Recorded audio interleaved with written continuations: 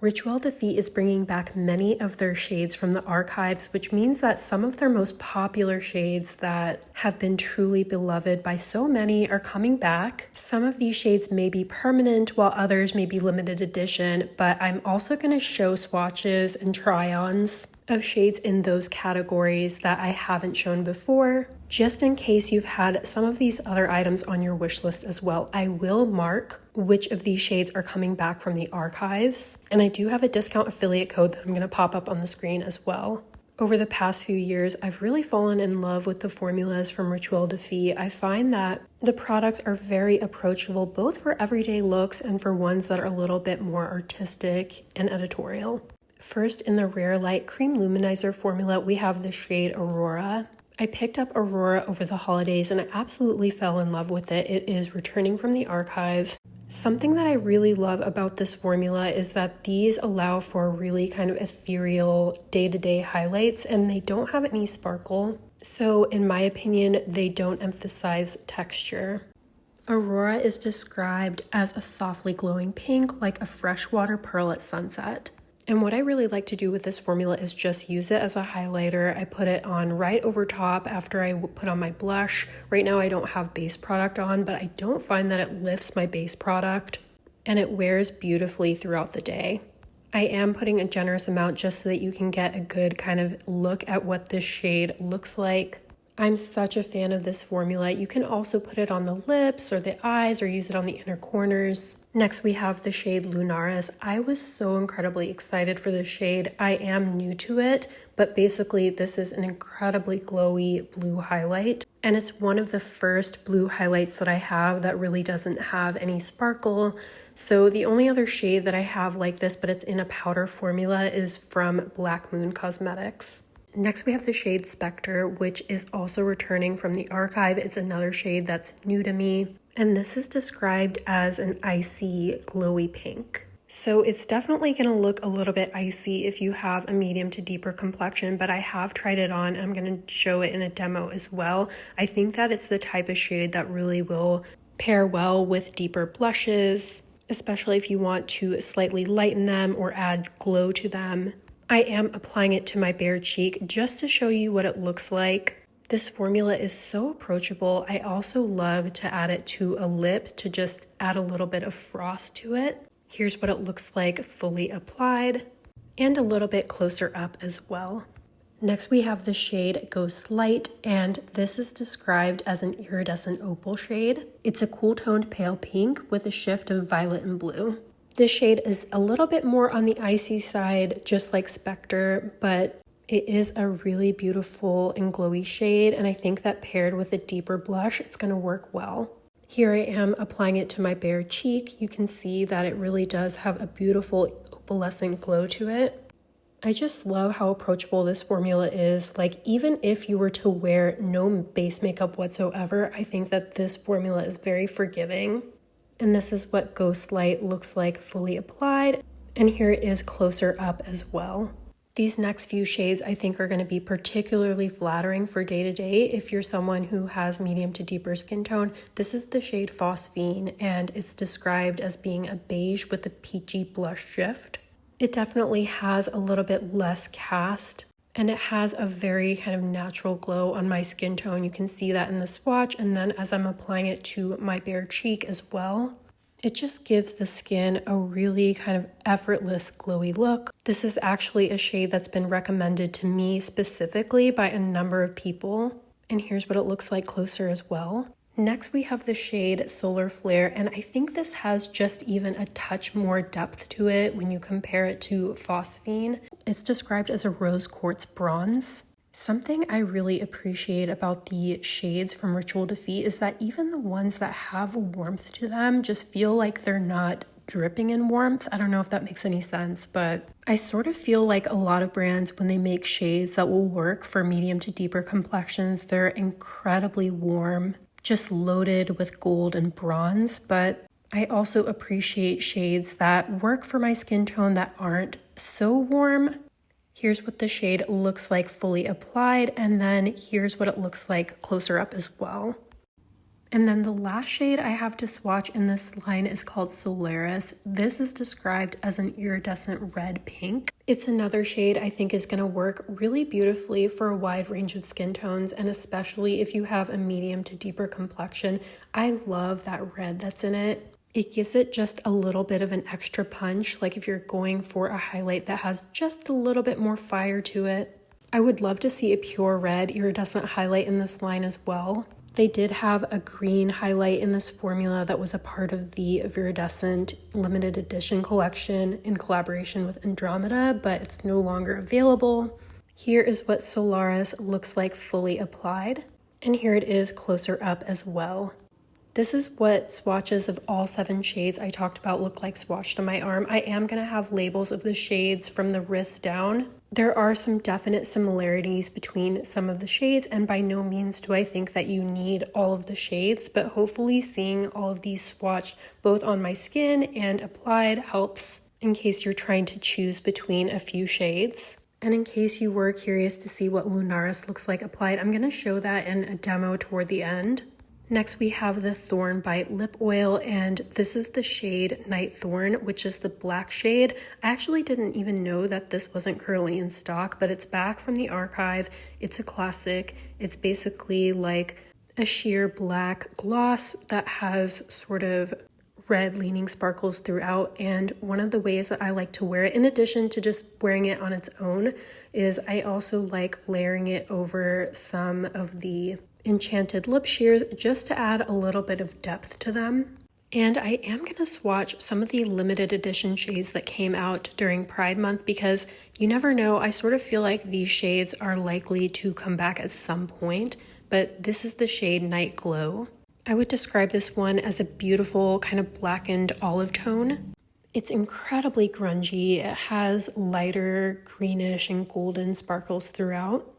Then we have the shade Night Bloom, and this is sort of a blackened purple, so it isn't quite as deep as Night Thorn, but I definitely don't have a purple gloss that's quite this shade. I think they did such a good job of coming out with nuanced shades in this line. It has lighter purple sparkles throughout and just maybe a hint of red sparkle. Then we have the shade Night Bloom, and this is a beautiful blackened red. I would say, as opposed to Night Thorn, these definitely have a little bit more pigment to them. They're still buildable, but it seems like you can get pretty near full opacity. These shades definitely sold out, and I totally can see them coming back at some point, especially if they hear people asking for them. The first of the Enchanted Lip Shears I'm going to swatch is called Adder's Tongue. This is coming back from the archive. It's described as a sheer bitten blood red. This is probably my favorite red Enchanted Lip Shear that I've ever tried, because even though it's sort of bright, I definitely feel like it complements my skin tone. It has a slight coolness that works for my undertone. Next, we have the shade Swarm. I would say that this has ever so slightly a little bit more depth than the shade Adder's Tongue. So probably no surprise, but I really enjoy this shade as well. What I love about the Enchanted Lip Shear formula is that it's buildable, so you can wear it sheerly, but you can also get a decent amount of pigment. They have a waxy feel on the lips. They're not overly creamy, but they are comfortable, and they have a good wear time as well. Here's what the shade Swarm looks like after building up a couple of layers, and here's what it looks like closer up as well. Next, we have the shade Water Violet, which is described as a mysterious cool-toned pink. I would say this is a mid-toned pink, and it's definitely one that works for me as a beautiful nude. It has just enough depth where I feel like I can wear it without a lip liner, but I do feel like this shade would also look really nice paired with a deeper kind of cool brown liner or a deeper mauve liner. Here's what it looks like fully applied, and here's what it looks like closer up. I love this type of muted pink shade.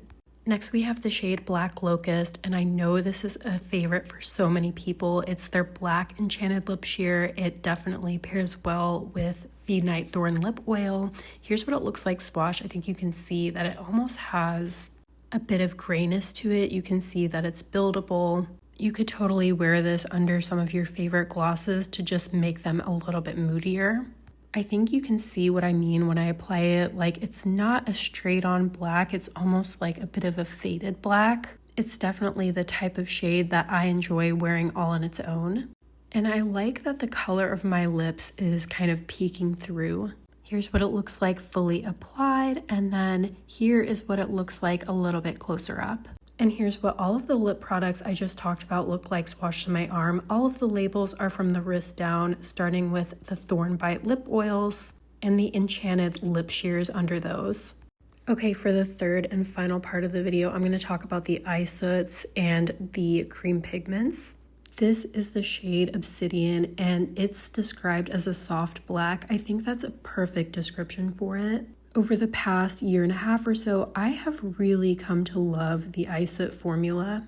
I only have a few shades, and listen, I understand that they're pricey at $39. I love the little kind of glass jar they come in. And more than that, I love applying them and wearing them. They're the most effortless one and done shadow. They blend out so nicely with the brush, especially around the edges, so it really doesn't matter if you don't pair it with any mattes. This shade gives the most beautiful black sheen. Next, I have one of the Celestial Sphere Gelée eyeglosses. I feel like this probably is the most polarizing product that I'm going to show. As the name implies, this is an eye gloss. It doesn't fully set down. I've had kind of a little bit of a learning curve with it myself. On my lids, it creases too much for my personal preference, but this is the type of formula that I can wear as a highlighting type of shade. So on the inner corner, brow bone, it's very sparkly. It packs a lot of punch, and this is a beautiful shade. It's described as a shimmering mauve taupe. But in case you're curious about the formula and would experience creasing with it, I don't know, but I myself did. And here it is applied on the inner corner and brow bone. Next, we have the shade Cultist, which is one of the eye soots, and this is a super popular shade.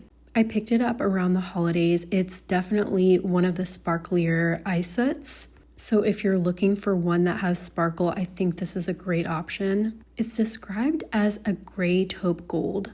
I really love how easy and effortless these are to apply, and I personally don't find that I have much creasing with it. I will say that when I do, it's the type of creasing that I can totally kind of tap out with my fingertip. Ooh, I just can't get over how much I love this shade in particular. Here it is fully applied, and here it is closer up as well. The last eye soot that I have is called Mineralia, and this is described as a rich, shimmering chocolate. I feel like it has just a touch of kind of bronziness, warmth to it. And I think you'll see in the swatch, it definitely has sparkle to it, but it doesn't have quite as much as the Cultist shade that I just showed. I really like to take this and dab it on with my finger and then blend it out with a brush. I really love how much impact you get with these. Like, you don't need much product whatsoever. Here's what Mineralia looks like fully applied and then closer up as well. Next, we have one of the Color Nectar pigment bombs in the shade Weeping Cherry. This is such a beautiful deep red. It's described as a vintage burgundy. It's a new to me shade and probably my favorite red blush that I have from them. And of course, this is a multi-use pigment, so you can also use it on the lips. It's incredibly buildable. It's hard to go overboard, and it feels comfortable on the cheeks. It doesn't feel tacky in any kind of way. Next, we have the shade Moth, and on me, this is a beautiful kind of muted nude toned blush. It's described as a bare pink with a hint of taupe, like petals and soft smoke. It's that brown in it that I feel like gives it a little bit of grunginess. I find that for me to like a pink really does require that it has some nuance to it. And I think you can see that as I'm applying this shade, it just kind of gives my cheek a beautiful kind of muted and natural flush. I am a little bit heavy-handed with my blush, so I do like to build up a couple of layers, but I do think that this shade is going to be very approachable to a wide range of skin tones. But for someone with a deeper skin tone, I think it's going to be a touch too light. Here's what it looks like fully applied and blended in, and here's what it looks like closer up as well. Next, we have an Inner Glow cream pigment, and this is the shade Nymph. And this shade is described as a translucent blood red. I'm gonna admit I'm not exactly sure how this formula is different from the Color Nectar pigment bombs. Like, to me, they're both kind of multi-use cream products. If you know how they differ, definitely let me know in the comments, but this is a beautiful bright red. Typically, this is a tone of red that I tend to shy away from, but I feel like it's sheer enough that it kind of actually does work on my skin tone, especially when I blend it in. It's a little bit scary just after I applied it with my fingertip, but you can see that when I blend it in with my brush and is fully kind of sheared out, it is a pretty shade. It's not one that I like quite as much as Weeping Cherry and Moth because those have a certain kind of muted. I still like it. Honestly, I'm really yet to try a shade from Rituel de Fille that I don't like. I just sort of feel like when it comes to making cool and innovative and unique shades, they really hit the mark. And here's what all of the eye products and cream pigments I just talked about look like swatched on my arm. I want to say that everything, if not close to everything that I've shown, is currently in stock, which is kind of nice. Now I'm going to hop over and show you a quick demo of several of the newer from the archive products that I swatched but haven't tried on yet. I'm going to show you how I created this makeup look using all products returning from the Rituel de Fille archive. Starting off with the Color Nectar Pigment Balm in Weeping Cherry. It's a really beautiful deep red toned blush, and it has a really buildable formula, so it's hard to go overboard. Then I'm using Adler's Tongue, which is the Enchanted Lip Shear formula. I really love this tone of red, and I have a hard time with red lipsticks. Then I'm going over it with the Thorn Bite Lip Oil in the shade Night Thorn. This is a sheer black gloss with sparkle, and it just deepens up the lip slightly. Then I put Obsidian, which is a black eye soot, all over the lid. This truly makes a beautiful one and done type of eyeshadow look. Then last but not least, I'm going in with the Rare Light Cream Luminizer in the shade Lunaris. And I kind of wanted to place this beautiful blue highlight shade everywhere. One thing I love about these products is that they really can be used in a variety of ways. And here's the completed look. I know we talked about a lot of products in this video, but I thought it was a good opportunity to come back and do another Rituel de Fille video because the last video that I made had a very specific focus on the new contours. So let me know in the comments if you plan to pick up anything during this archive event. Because they're a smaller brand, I know they can't always have every shade in stock, but one thing I really love is that the kind of cult favorites do tend to come back in stock at some point. I really hope you found this video helpful. Thank you so much for watching, and I'll see you in the next one.